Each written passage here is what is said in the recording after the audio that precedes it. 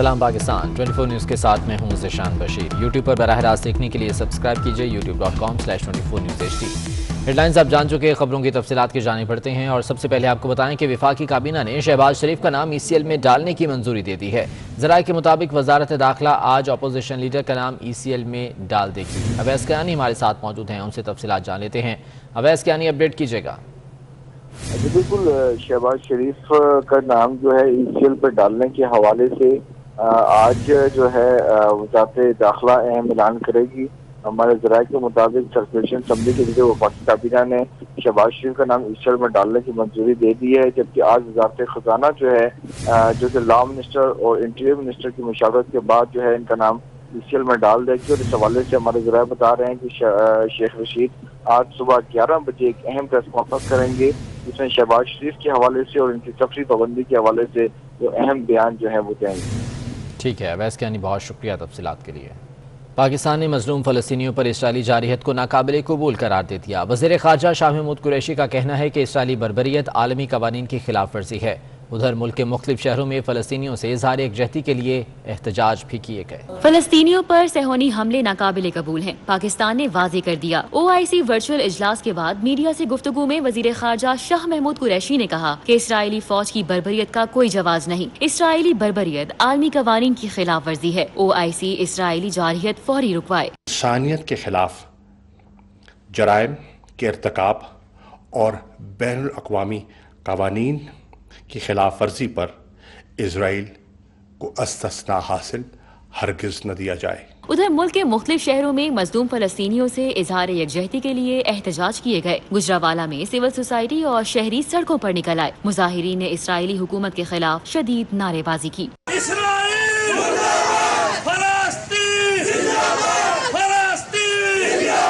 लाहौर के इलाके सुंदर में पाकिस्तान तहरीक इंसाफ मजहबी अमूर विंग के ज़ेर एहतमाम इसराइल के बैतुल मुक़द्दस और गजा पर हमले के खिलाफ यकजहती फ़लस्तीन रैली निकाली गई। शुरका ने मजलूम फ़लस्तीनियों से इजहार यकजहती किया।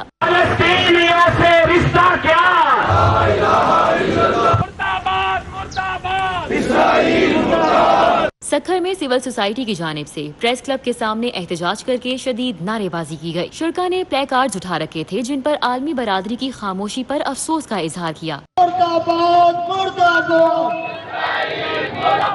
सरबराह मजलिस वहदत मुस्लिमीन अल्लामा राजा नासिर अब्बास ने इस्लामाबाद में रैली से खिताब में कहा कि जो कुछ गजा में हो रहा है जुल्म है। दुनिया भर में गैरतमंद लोग इस जुल्म के खिलाफ निकल रहे हैं।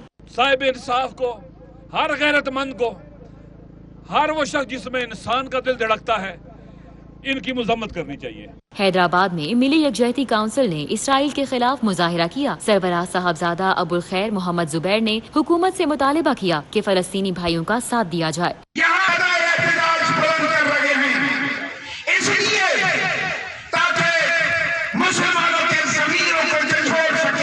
उधर कोयटा में बलोचिस्तान हुकूमत की जानिब से कल सूबे भर में यौम फ़लस्तीन मनाने का ऐलान किया गया। नोटिफिकेशन के मुताबिक यौम फ़लस्तीन पर इसराइल के खिलाफ भरपूर आवाज़ बुलंद की जाएगी।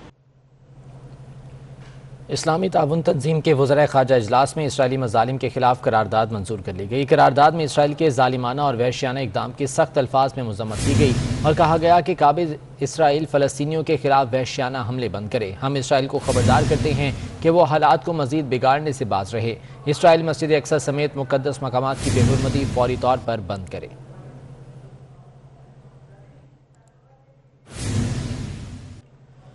मलाइशिया के साबिक वज़ीर आज़म महातीर मोहम्मद ने वज़ीर आज़म इमरान खान से टेलीफोनिक रब्ता किया। दोनों रहनुमाओं ने एक दूसरे को ईद उल फितर की मुबारकबाद दी और फ़लस्तीन की संगीन सूरत हाल पर तबादला ख्याल हुआ। दोनों ने इसराइली जारहियत की शदीद अल्फाज में मजम्मत की और बेगुनाह फ़लस्तीनी अवाम से इजहार यकजहती किया। वज़ीर आज़म ने कहा कि फ़लस्तीन में इसराइली मज़ालिम काबिल मजम्मत हैं।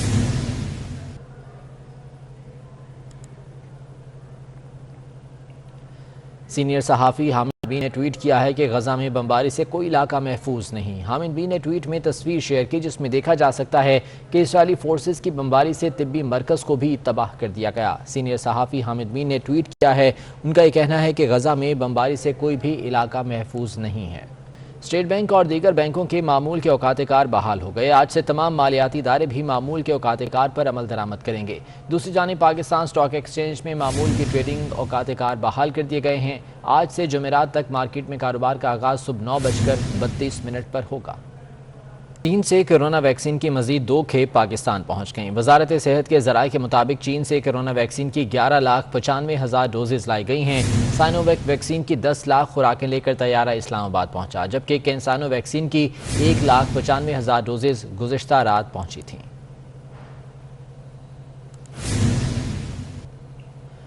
ترجمان سندھ حکومت بیرسٹر مرتضی وہاب نے وفاقی حکومت کو بڑی پیشکش کر دی۔ کہا حکومت ہمیں 1 کروڑ ویکسین دے، پیسے دینے کو تیار ہیں۔ وہ کراچی میں میڈیا سے گفتگو کر رہے تھے۔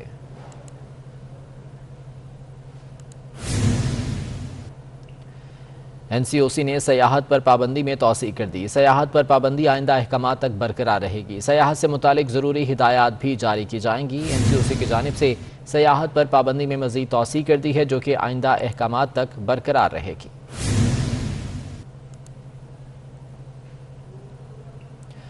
ادھر کرونا ویکسین کی خلاف ورزی پر لاہور کے علاقے کریم پارک میں پولیس نے کیفے پر چھاپہ مار کر 49 افراد کو گرفتار کر لیا۔ لاہور کا علاقہ کریم پارک ہے جہاں پر یہ کارروائی کی گئی ہے۔ ایک کیفے میں چھاپہ مارا گیا جہاں سے 49 افراد کو حراست میں لے لیا گیا۔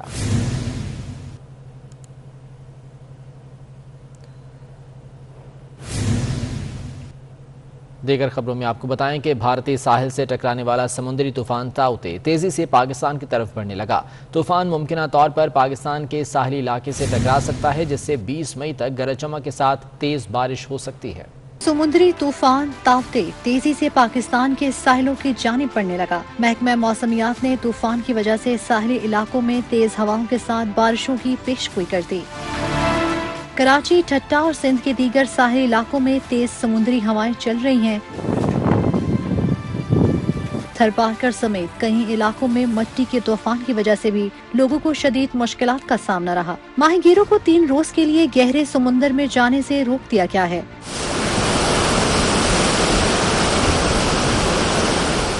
ابراہیم حیدری میں بھی سینکڑوں ماہی گیر شکار کے لیے نہ جا سکے۔ انہوں نے شکوہ کیا کہ انہیں حالات سے باخبر رہنے کے لیے متعلقہ اداروں نے کوئی اقدامات نہیں کیے۔ یہاں پہ کوئی ایمرجنسی ہے نہیں، نہ کیمپ لگائی گئی ہے، نہ مائیگروں کو اس طرح کا جو نا مسجدوں میں جو نا نیوی کی طرف سے اعلان ہوئے تھے، باقی سندھ حکومت کی طرف سے کوئی اس طرح کے اعلانات نہیں ہوئے ہیں۔ دوسری جانب سمندری طوفان کے پیش نظر کراچی انتظامیہ بھی الرٹ ہو گئی۔ کمشنر کراچی نوید شیخ نے متعلقہ افسروں کے ہمراہ مختلف علاقوں کا دورہ کیا۔ میرپور خاص حیدرآباد میں ضلع انتظامیہ نے عملے کی چھٹیاں منسوخ کر کے ایمرجنسی نافذ کر دی۔ حیدرآباد الیکٹرک سپلائی کمپنی کے عملے کو بھی چھٹیاں نہیں ملیں گی۔ ٹھٹہ میں تمام سرکاری عمارتیں خالی کروا دی گئیں۔ ماہی گیروں نے کشتیاں لنگر انداز کر دیں۔ اور شیخوپورہ میں مریم نواز کا جلسہ کروانے پر لیگی MNA میاں جاوید لطیف کے بھائیوں اور بیٹے احسن سمیت 9 افراد کے خلاف مقدمہ درج کر لیا گیا۔ مقدمہ کرونا SOPs کی خلاف ورزی کی دفعات کے تحت درج کیا گیا ہے۔ واضح رہے کہ شیخوپورہ میں مسلم لیگ نون کی نائب صدر مریم نواز پہنچی تھیں اور کارکنان کا ایک جمع غفیر وہاں موجود تھا۔ تاہم لیگی MNA میاں جاوید لطیف کے بھائیوں اور بیٹے احسن سمیت 9 افراد کے خلاف اب مقدمہ درج کر لیا گیا ہے۔ مقدمہ کرونا SOPs کی خلاف ورزی کی دفعات کے تحت درج کیا گیا ہے۔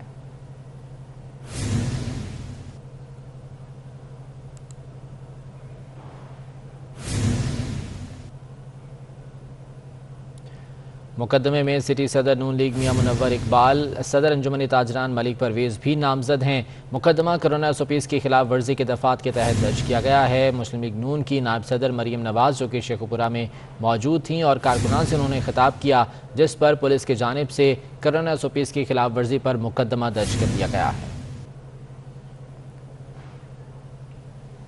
آئینہ ان کو دکھایا تو برا مان گئے۔ امریکہ میں صحافی نے حکومت کی ترجمانی پر سوال اٹھایا جو شہباز گل کو ایک آنکھ نہ بھایا۔ جواب میں صحافی کو نون لیگ کا ترجمان اور نہ جانے کیا کیا کہہ دیا۔ آئینہ ان کو دکھایا تو برا مان گئے۔ یہ امریکہ کا واقعہ ہے جہاں صحافی نے حکومت کی ترجمانی پر سوال اٹھایا اور شہباز گل کو یہ سوال ایک آنکھ نہ بھایا۔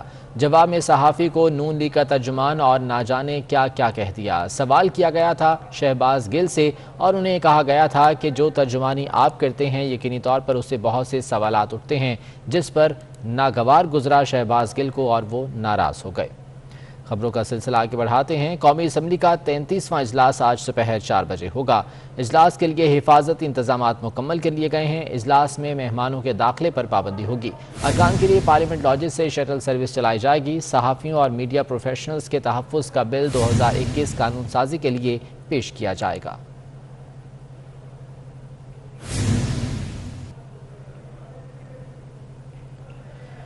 آل پاکستان ٹیکسٹائل ملز ایسوسی ایشن نے بجلی اور گیس کے علاقائی نرخ کا مطالبہ کر دیا۔ پیٹرن ان چیف ایپٹما گوہر اعجاز کا کہنا ہے کہ وفاقی حکومت ٹیکسٹائل سیکٹر کے لیے بجلی اور گیس کے نرخ برقرار رکھے۔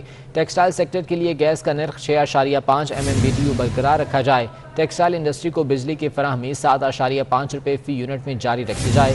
موجودہ نرخ برقرار رکھنے سے ملکی برآمدات میں اضافہ ہو رہا ہے۔ جون 2022 میں برآمدات $30 ارب تک پہنچ سکتی ہیں۔ آل پاکستان ٹیکسٹائل ملز ایسوسی ایشن نے بجلی اور گیس کے علاقائی نرخ کا مطالبہ کر دیا۔ پیٹرن ان چیف ایپٹما گوہر اعجاز کا کہنا ہے کہ وفاقی حکومت ٹیکسٹائل سیکٹر کے لیے بجلی اور گیس کے نرخ برقرار رکھے۔ ٹیکسٹائل سیکٹر کے لیے گیس کا نرخ 6.5 MMBTU برقرار رکھا جائے۔ ٹیکسٹائل انڈسٹری کو بجلی کی فراہمی 7.5 روپے فی یونٹ میں جاری رکھی جائے۔ موجودہ نرخ برقرار رکھنے سے ملکی برآمدات میں اضافہ ہو رہا ہے۔ وفاقی حکومت اور کے الیکٹرک کے درمیان معاملات طے پا گئے۔ وفاقی وزیر توانائی حماد اظہر کا کہنا ہے کہ حکومت اور کے الیکٹرک کے درمیان درینہ تنازعات کے حل پر اتفاق پا گیا ہے۔ جلد اضافی بجلی کی فراہمی، ادائیگی کے طریقہ کار اور سبسڈی کا معاملہ حل ہوگا۔ حکومت اور کے الیکٹرک کی جانب سے جلد نئے معاہدے پر دستخط کیے جائیں گے۔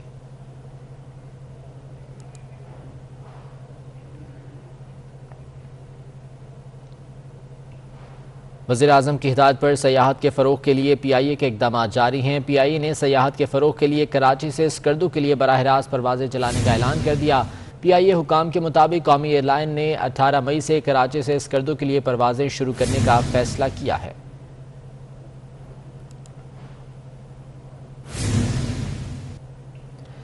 سوات کے مختلف علاقوں میں طوفانی بارشوں اور ژالہ باری نے تباہی مچا دی۔ آڑو، سیب اور آلو بخارے کے باغات تباہ ہو چکے۔ تحصیل مٹہ، خواجہ خیلہ کے زمیندار کنگال ہو گئے۔ سبحان اللہ کی رپورٹ دیکھیے۔